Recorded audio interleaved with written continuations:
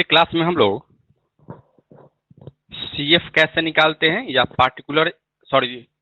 Complementary function कैसे निकालते हैं इस पे हम बात किए थे और साथ ही साथ कुछ आपको होमवर्क भी हम दिए थे। क्या क्वेश्चन को बनाए हो आप लोग? जो होमवर्क हम दिए थे ग्रुप में सेंड कर दिए थे।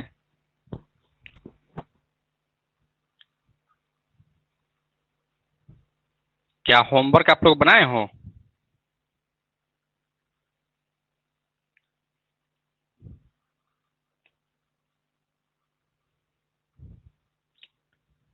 कोई क्वेश्चन है जो नहीं बना हो आप लोग से?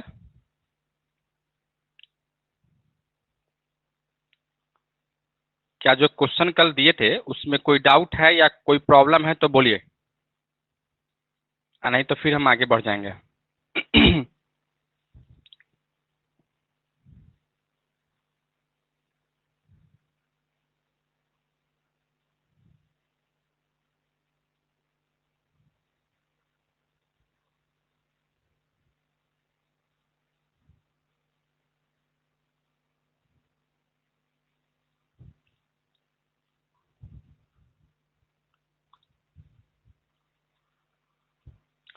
देखिए यहाँ एक क्वेश्चन है, 1 का 2 नंबर दिया गया है DQ माइनस 7D माइनस का 6 equal to into y equal to 0 दिया गया है। ठीक है। सबसे पहले इसका आप CF निकालिएगा, फॉर कॉम्प्लीमेंट्री फंक्शन, यानी CF के लिए आपको ऑक्सिलरी इक्वेशन निकालना पड़ेगा। ऑक्सिलरी इक्वेशन आप निकालते हैं, क्या लिखोगे आप यहाँ से? m² माइनस का 7m माइनस का 6 इक्वल टू 0। यह एक क्यूबिक इक्वेशन है। ठीक है। m के जगह पे वैसा हम क्या वैल्यू रखें, ठीक है, कि भाई इक्वेशन सेटिस्फाई कर जाए। सॉरी, यहाँ m के जगह पे अगर आप -1 रखते हैं, m के जगह पर अगर 1 रखते हैं, ठीक है, तो क्या आप पे 1 का क्यूब 1 हो जाता, यहाँ 7 हो जाता, -1 रखते तो हो जाता। ठीक है। -1 का क्यूब -1 और -1 -7 आप प्लस का 7 0 हो जाता। ठीक है। यानी यहाँ हम कहते कि m+1 जो है ना एक फैक्टर होता है इसका। ठीक है। तो इसी तरह से इसको हम ब्रेक करते हैं, देखिएगा, MQ plus m² minus MQ plus m², और यहाँ से लिख सकते हो -m² माइनस का 6m माइनस का m माइनस का 6 इक्वल टू 0 लिख सकते हैं। क्या ऐसे हम लिख सकते हैं? क्या इसमें से अगर कॉमन निकालते हैं तो m आ जाता है? हाँ, ऐसा ही लिखेंगे, बस यहाँ जो है ना, यहाँ हम m कर लेते हैं। ठीक है। और यहाँ जो है माइनस का 6 कर लेते हैं। बिल्कुल ऐसे लिख सकते हैं। ठीक है। अब देखिएगा इस दोनों में क्या कॉमन है? m² कॉमन है, तो m+1। इस दोनों में अगर आप m बाहर निकालते हो तो क्या लिखोगे? m+ का 1, यहाँ माइनस का 6 बाहर निकाल लीजिए, तो यहाँ से m+1 इक्वल टू 0 हो जाता। अब इस सम में m+1 कॉमन है, निकालिए, क्या बचेगा? m² माइनस का m माइनस 6 इक्वल टू 0, अर्थात यहाँ से m+1, फिर इसको आप तोड़िएगा, या m+1 इक्वल टू 0 हो जाएगा, और एक आपका m² माइनस का m माइनस 6 इक्वल टू 0, फिर इसको क्या लिखोगे आप?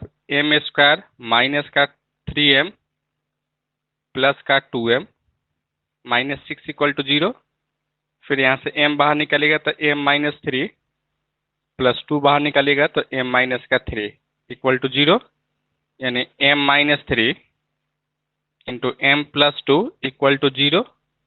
अब यहाँ से m इक्वल टू 3 माइनस का 2 हो जाता है और यहाँ m इक्वल टू क्या मिलता है आपको, तब -1 मिलता है। ठीक है, तो इस तरीके से हम देख रहे थे 10 है m equal to -1 comma -2 comma 3, यही मिला और यह आपको रूट्स मिला। ठीक है, roots are real and unequal.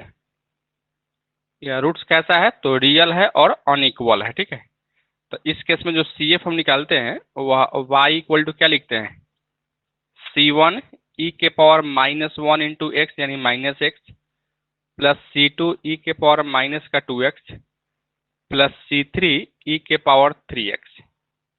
यही तो इसका क्या होता, CF हो जाता या क्या कम्प्लीमेंट्री फंक्शन हो जाता। इसी तरह से निकालते। और भी बच्चे क्लास को ज्वाइन कर लीजिए।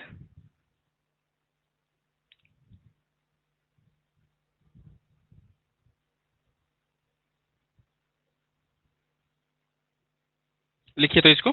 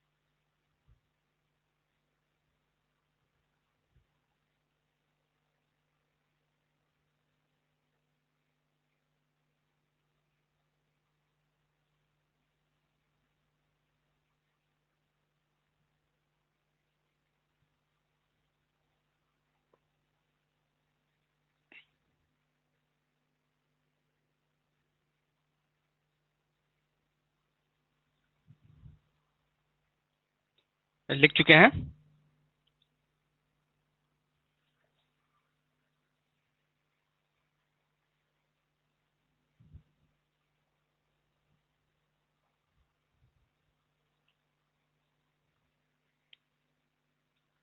क्या हुआ का मतलब,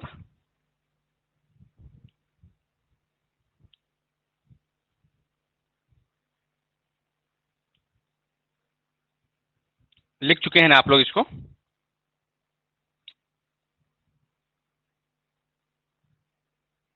यहाँ तक समझने में किसी को कोई दिक्कत है? क्या यहाँ तक समझने में किसी को कोई प्रॉब्लम है तो बोलिए।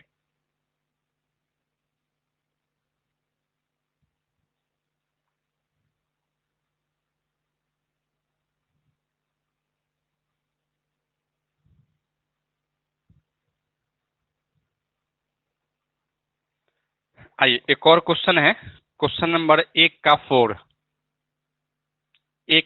4 नंबर। इसमें जो दिया गया है वही क्वेश्चन है आपको।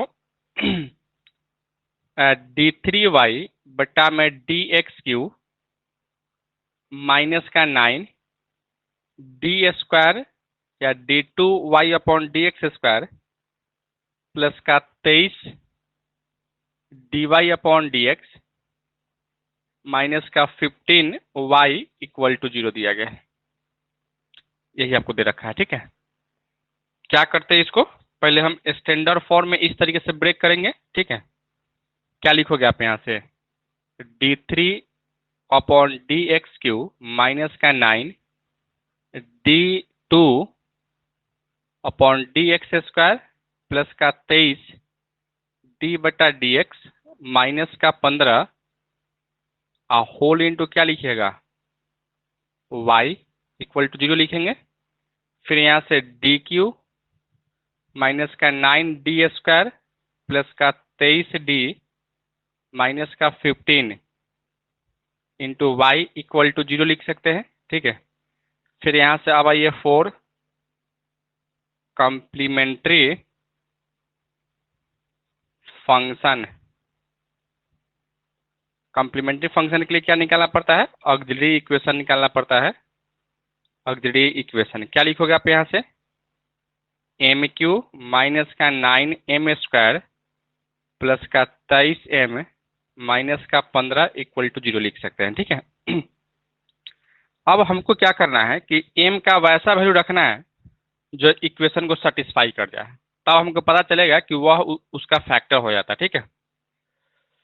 तो देखो, अगर m के जगह पे 1 रखते हैं, ठीक है, तो 1 का क्यूब 1, अब प्लस का 1 इंटू 23 यानी 23 हो जाता, 23 और 1 24 हो जाता, अब माइनस का 15 और माइनस का 9 24 हो जाता, तो फिर यह सेटिस्फाई कर जाता। इसका मतलब क्या है कि x माइनस 1 जो है ना, सॉरी m माइनस 1 जो है ना, एक फैक्टर होता है इसका, ठीक है।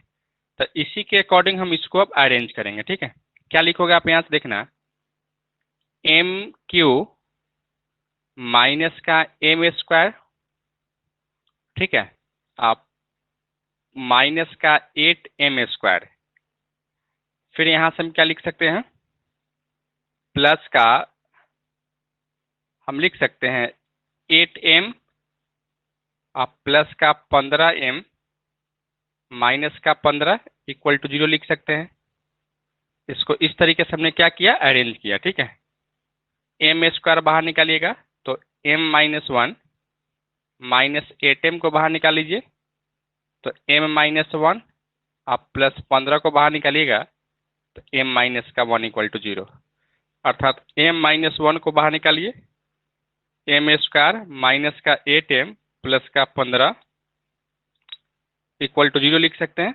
फिर आप इसको आगे बढ़ाइए, m-1 इक्वल टू 0 हो सकता है, और एक आपका m² माइनस का 8m प्लस का 5 इक्वल टू 0, इसको तोड़िए, क्या लिखेंगे यहाँ से, m² माइनस का 3m माइनस का 5m प्लस का 15 इक्वल टू 0, m बाहर निकाल लीजिए तो m माइनस का 3 माइनस 5 बाहर निकालिएगा तो m माइनस का 3 इक्वल टू 0, यानी m माइनस का 3 इंटू m माइनस का 5 इक्वल टू 0, अर्थात m इक्वल टू क्या मिलेगा, 3,5, और यहाँ m इक्वल टू क्या मिलने वाला है, तो 1। तो इस तरीके से हम देख रहे थे 10 से m इक्वल टू 1, 3, 5, ये भी आपका क्या है, तो roots are real and unequal, real है और अनइक्वल है, ठीक है। तो इस केस में सी एफ कैसे निकालते हैं, y equal to C1 e के पावर x है प्लस C2 e के power 3x plus C3 e के पावर 5x, यही इसका क्या होगा, तो सी एफ हो जाता है, ठीक है। लिखिए आप लोग इसको, और सभी बच्चे क्लास को ज्वाइन कीजिए। कुछ तो ऐसे बच्चे होंगे कि पार्ट 2 का एग्जाम देकर कहीं घूमने चले गए होंगे, चाहे वह नानी यहाँ हो या गांव हो।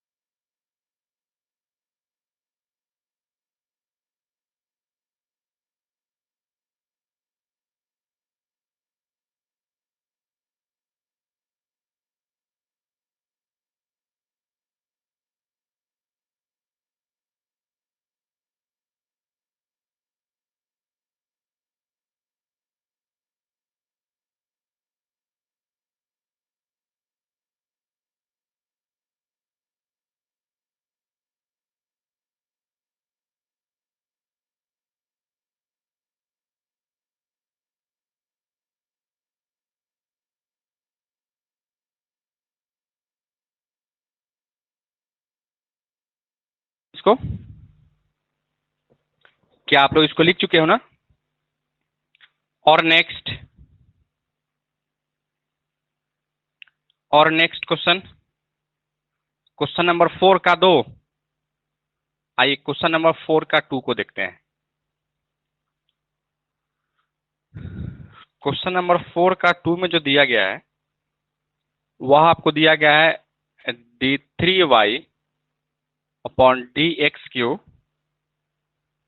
माइनस का 3 dy अपॉन डी एक्स और फिर यहां से प्लस का 2y इक्वल टू 0 दिया गया है। ठीक है, क्या लिखिएगा आप इसको? क्या इसको हम लोग लिख सकते हैं?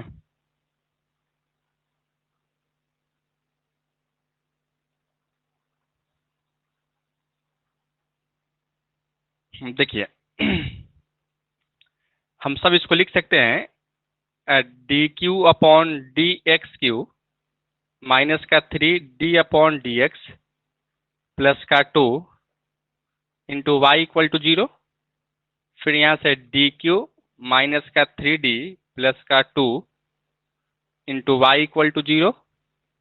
फिर अब हम लोग अगर सी एफ निकालते हैं फॉर कॉम्प्लीमेंट्री फंक्शन के लिए अगर आप आते हो तो क्या लिखना पड़ेगा आपको? तो ऑक्सिलरी इक्वेशन निकालना पड़ेगा। ठीक है, क्या लिखेंगे आप यहाँ से? एम क्यू माइनस का 3m प्लस का 2 इक्वल टू 0। m के जगह पर अगर आप 1 रखिएगा ना तो यह इक्वेशन सेटिस्फाई कर जाता है। ठीक है, इसका मतलब m माइनस 1 इक्वल टू 0 इसका एक फैक्टर होता है। ठीक है, तो क्या इसको लिख सकते हो?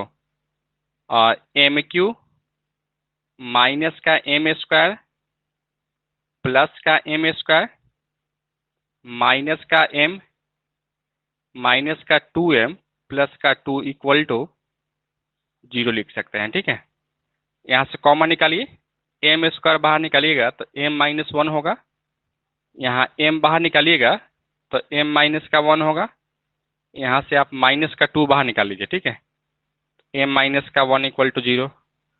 फिर यहाँ से m minus 1 into m square plus का m माइनस 2 इक्वल टू 0 लिख सकते हैं। ये लिख सकते हो ना? बिल्कुल आप ये लिख सकते हैं। ठीक है, तब यहाँ से m माइनस 1 इक्वल टू 0 हो सकता है, एक एम स्क्वायर प्लस का m माइनस का 2 इक्वल टू 0 लिख सकते हैं। ठीक है, फिर यहाँ से एम स्क्वायर और प्लस का 2m माइनस का m माइनस 2 इक्वल टू 0 लिख सकते हैं। m बाहर निकाल लीजिए तो m माइनस का m प्लस का 2 और यहाँ माइनस 1 बाहर निकालिएगा तो m प्लस का 2 इक्वल टू 0, यानी m plus 2 into m minus 1 equal to 0, अर्थात यहाँ से m इक्वल टू एक 1 कॉमा माइनस का 2 मिलेगा। ठीक है, और यहाँ भी m इक्वल टू 1 मिलेगा। तो इस तरीके से हम देख सकते हैं 10 से m equal to 1 comma minus 2, यानी दो रूट्स आपको क्या मिला? तो वह इक्वल मिला। तो इक्वल के लिए हम लोग ऐसे लिखते हैं सी एफ ना, c1 प्लस का c2x इंटू ई के पावर 1 है ना, तो 1 इंटू एक्स अब प्लस, फिर यह अलग है तो एक कांस्टेंट के साथ जोड़ लीजिए। c2 यहाँ जुड़े हैं ना तो यहाँ c3 कर लीजिए, c3 ई के पावर माइनस का 2x। ठीक है, और 1 में x से गुना कीजिएगा तो x ही होगा, यही इसका क्या होगा? तो CF होगा। ठीक है, लिखिए आप लोग इसको।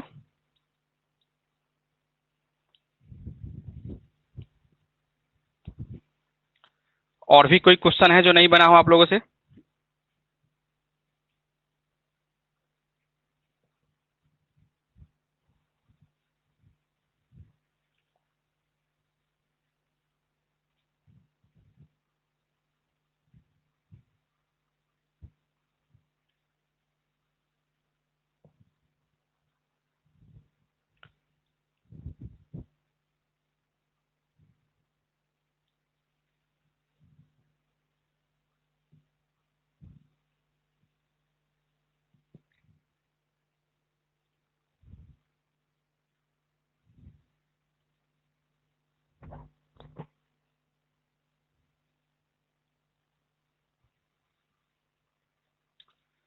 और भी कोई क्वेश्चन है जो आप लोगों से नहीं बना हो?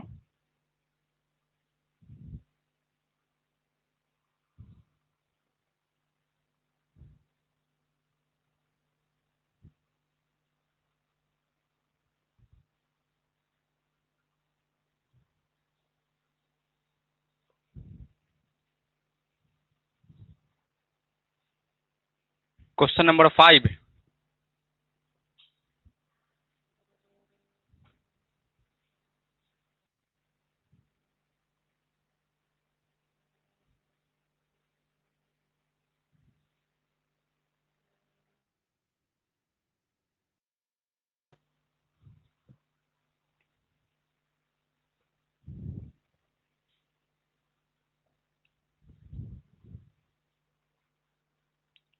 लिख चुके हैं ना इसको?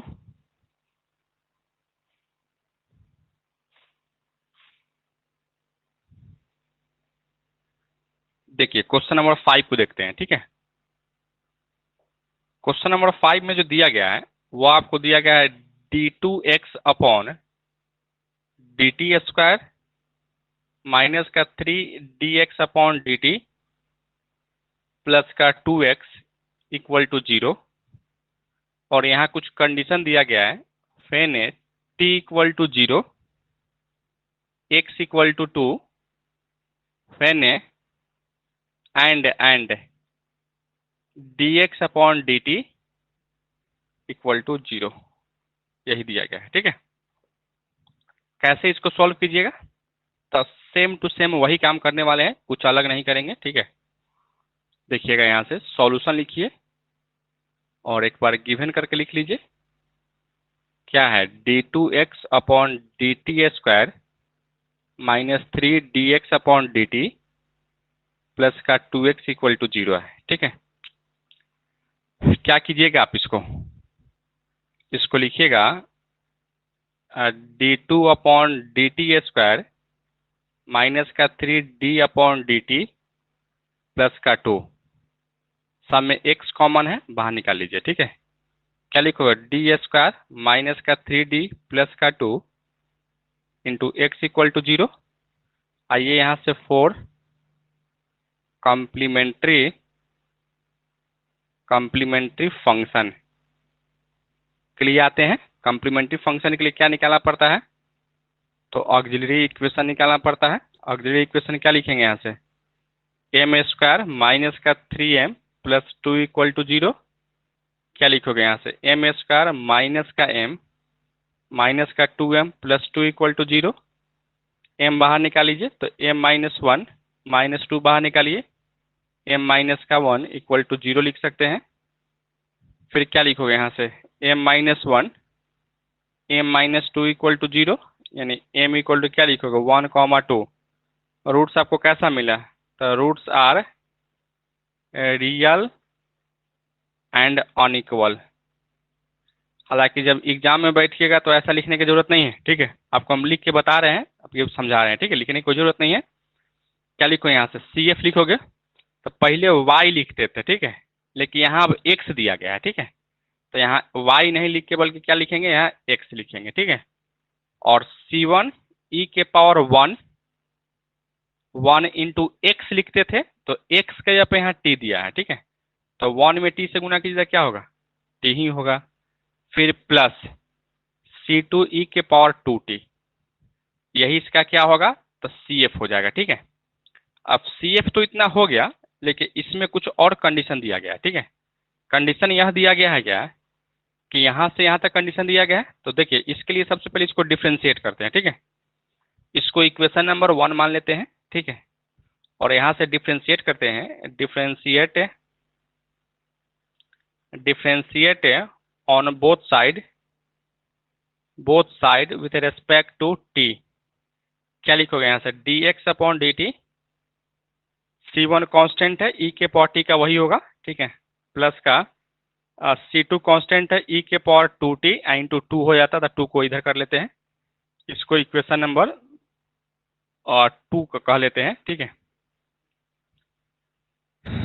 क्या कह ले इसको?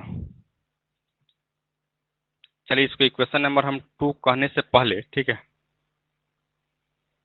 देखिएगा यहाँ से, देखिए D x upon D T का वैल्यू क्या है, 0 है, तो 0 रखिए यहाँ से।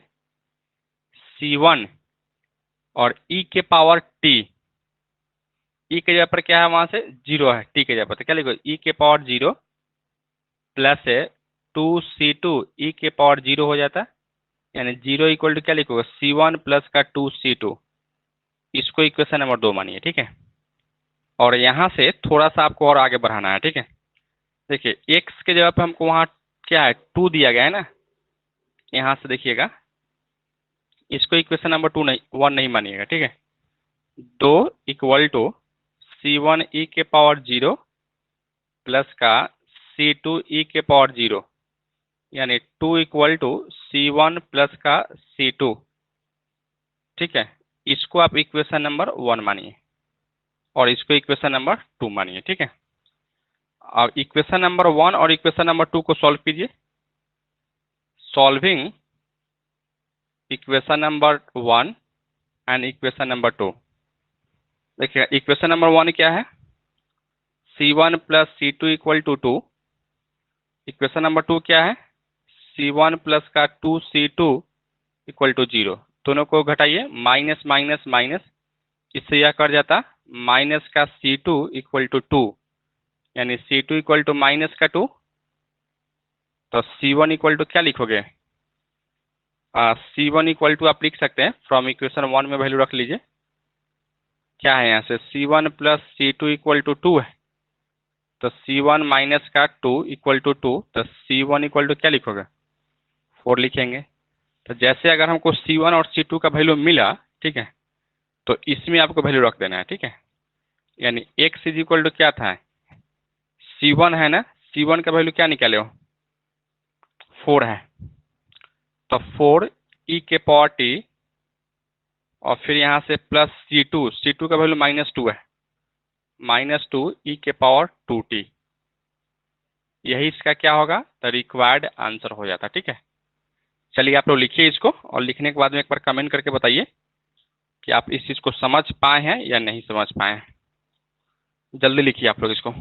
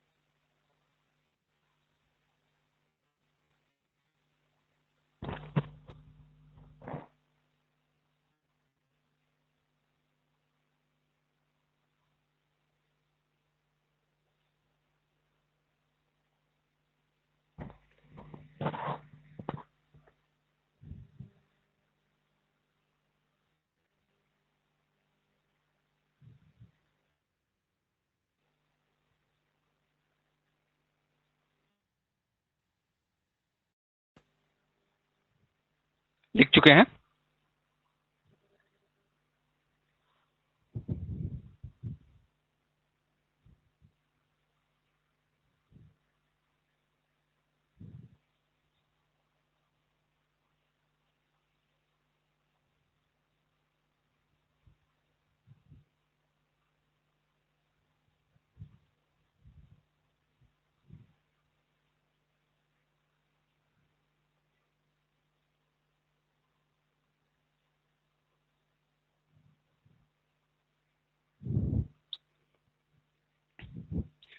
और भी कोई क्वेश्चन है जो आप लोगों से नहीं बना हो?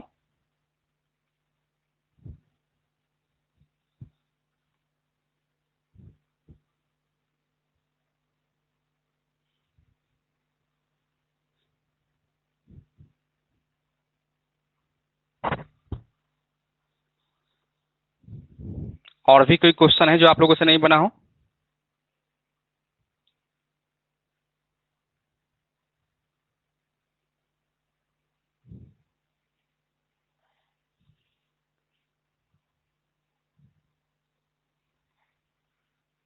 तो इस तरीके से हम लोग CF निकालना सीख चुके हैं, ठीक है, कि CF हम लोग कैसे निकालते हैं या कम्प्लीमेंट्री फंक्शन कैसे निकालते हैं, डिफरेंट डिफरेंट क्वेश्चन को हम कर चुके हैं, ठीक है। तो उम्मीद करके हम चल रहे हैं कि यह CF निकालना तो आपको पहले से भी आता था और एक बार फिर से आप लोग रिवीजन कर लिए हैं, तो CF निकालने में आपको कोई दिक्कत नहीं होगा, ठीक है। अब हम बात करते हैं कि भाई PI कैसे निकालते हैं। PI बोले तो पार्टिकुलर इंटीग्रल कैसे हम निकालते हैं, इस पे हम बातें करने वाले हैं, ठीक है। तो आप लोग नेक्स्ट टॉपिक डालिएगा, how to find particular integral. How to find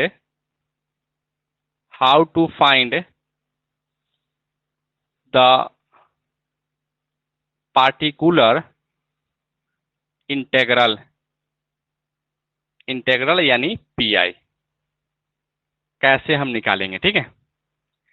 तो पार्टिकुलर इंटीग्रल निकालने के लिए सबसे पहले एक तो इक्वेशन आपको देगा, ठीक है। तो मान लेते हैं, लेट द डिफरेंशियल इक्वेशन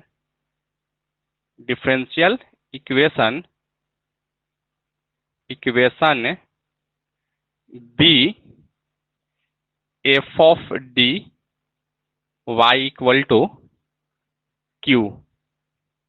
यही एक आपको डिफरेंशियल इक्वेशन दिया गया है, ठीक है। और हमको निकालना क्या है भाई? तो हमको निकालना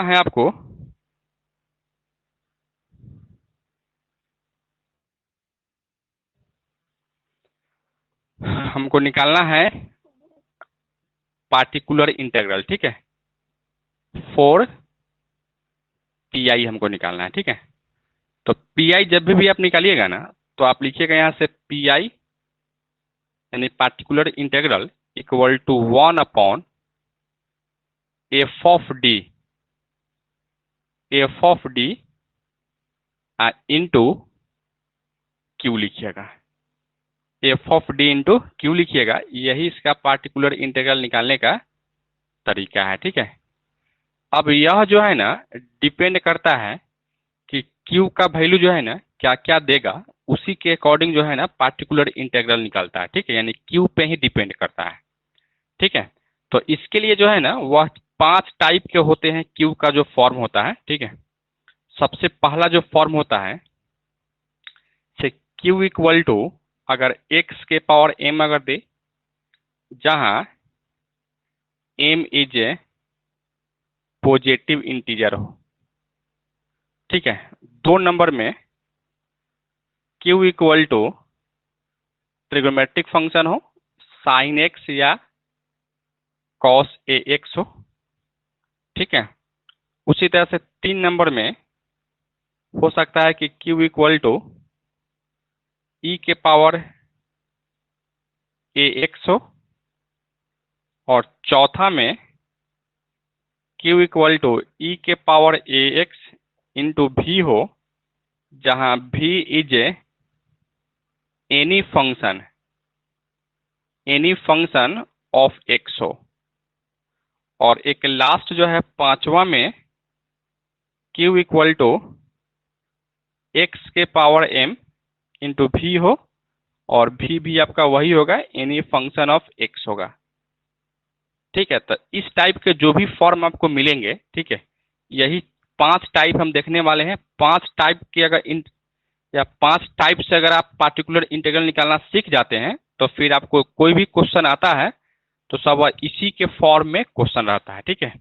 यह अलजेब्रिक है, यह ट्रिग्नोमेट्रिक है, यह एक्सपोनेंशियल है, यह एक्सपोनेंशियल इनटू भी है। भी मतलब कि x का कोई भी फंक्शन हो सकता है, चाहे वह अलजेब्रिक हो चाहे कुछ भी हो, ठीक है। उसी तरह से यहाँ से x के पावर m यानी अलजेब्रिक आई इंटू भी हो सकता है, भी